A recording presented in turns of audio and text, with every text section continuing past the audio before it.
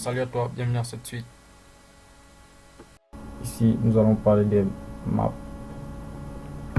Les maps, c'est un peu comme les listes, à la seule différence que une map est caractérisée par une clé et une valeur. Donc, on ça. Et on commence. C'est déclaré par le mot-clé map, qui est un objet. On peut prendre une map qui détermine la moyenne des étudiants d'une salle de classe. Moyenne. On ouvre les accolades ici. Dit 5 heures. On attribue une note de 17.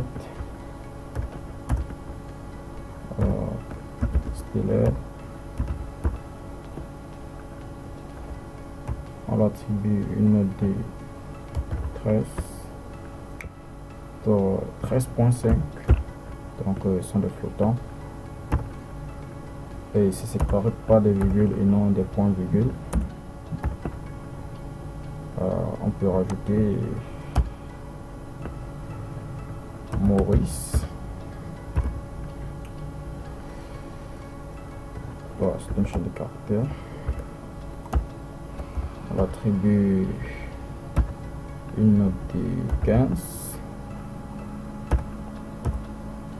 On peut ajouter Lionel.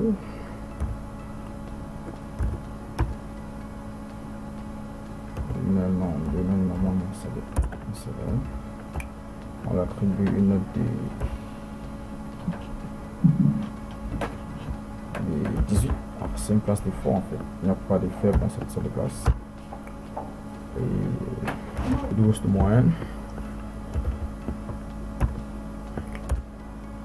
Voilà, notre liste est suffisamment large pour un exemple.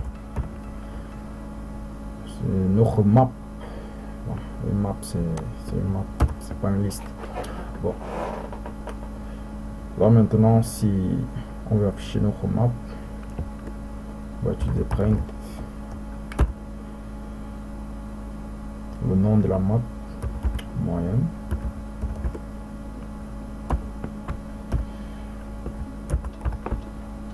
On enregistre celui-là. On exécute. Là, ça me met des erreurs. J'ai vu l'erreur. En fait, ça c'est une variable qu'on n'a pas affectée. C'est ça l'erreur en fait. Donc là, je pense que c'est géré. Il y a une autre erreur moyenne. Ouais, ici ça passe. On exécute. On enregistre d'abord. On exécute.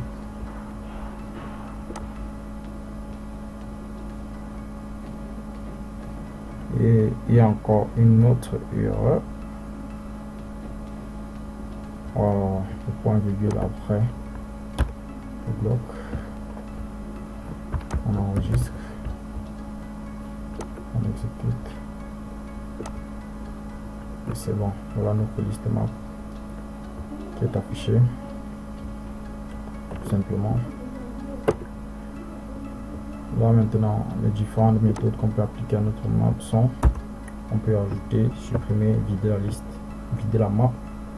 Alors moi j'ai l'habitude de comprendre parce que bon, c'est presque pareil aux listes, mais la différence que sur les maps il y a des clés sont associées à des valeurs.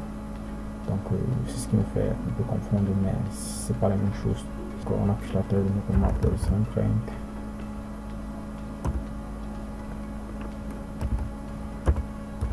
Moyenne.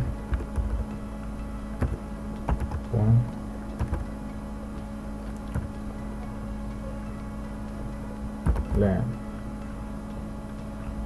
Tout simplement. Et un point virgule. On enregistre. On exécute. GTH. On exécute. En fait, la taille de notre map, c'est 5 parce que à chaque clé est associée une valeur. Et ici, là, nos différentes clés sont les différents strings, les noms des étudiants auxquels on a associé des valeurs. Donc, ce qui fait qu'on a 1, 2, 3, 4, 5 maps. Et pour petite information, en fait, ici, là, il y a un objet. Donc, en fait, c'est comme ça. 60 string virgule load.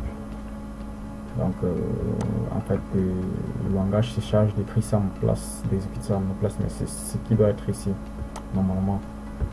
Bon. On peut continuer. Si on veut, par exemple, ajouter une personne ou bien ajouter un champ, comme on le faisait dans notre liste, ici là, un champ sera constitué de la clé et de la valeur. Ici là, comment on fait pour ajouter un champ? On écrit le nom de notre map, moins, on applique la clé de notre map, la clé de notre map qu'on veut ajouter et sa valeur. Supposons qu'on veut ajouter Lumbis ou bien Patrick.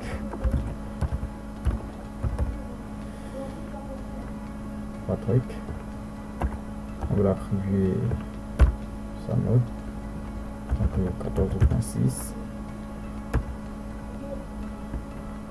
et afficher print. On affiche notre map, print moyenne,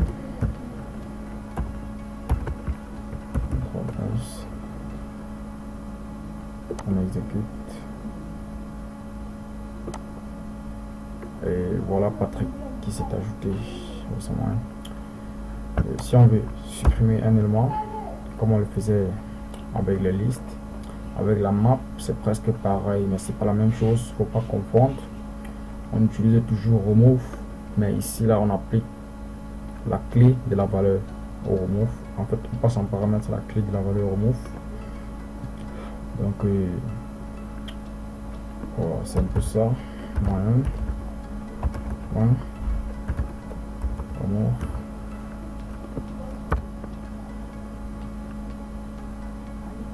Move, on applique la clé de la valeur qu'on veut supprimer dans la liste. Si peut-être si par exemple je veux supprimer Sinclair,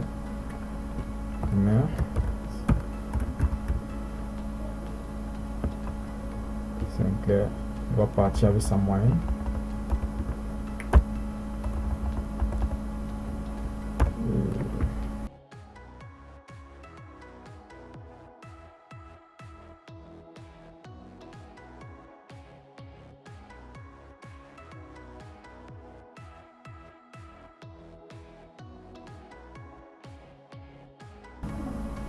On exécute.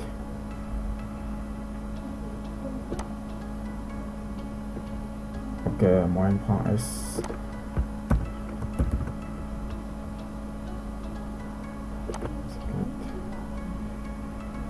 Et là.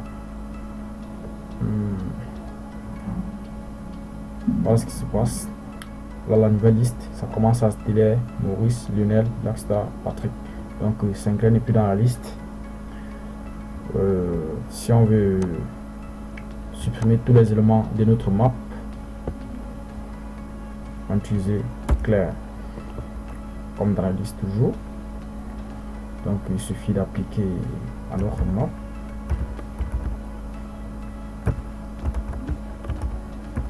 clair et on affiche notre map.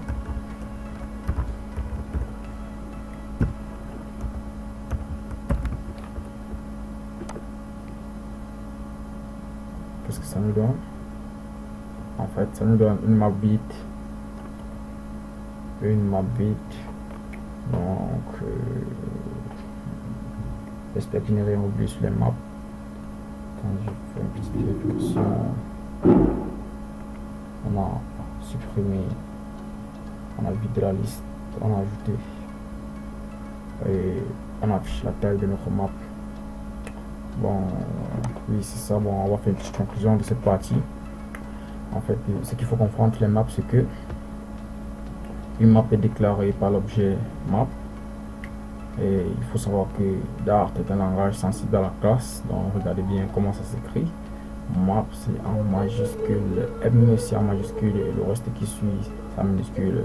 En fait, les objets sont déclarés comme ça dans les langages orientés objets.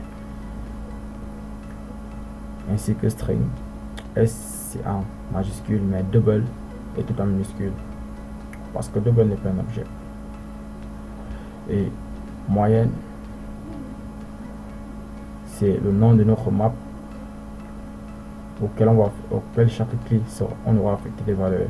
On aurait pu créer une map qui contient que des int. On aurait pu créer une map qui ne contient que des doubles. Donc ça dépend des programmeurs, ça dépend du but, de ce qu'on veut atteindre. Et là, on applique la moyenne affichée. Moyenne, on applique la fonction len, ça supprime. Ça, on applique la fonction len, ça affiche la taille. Oui. On applique remove, on applique une clé, on applique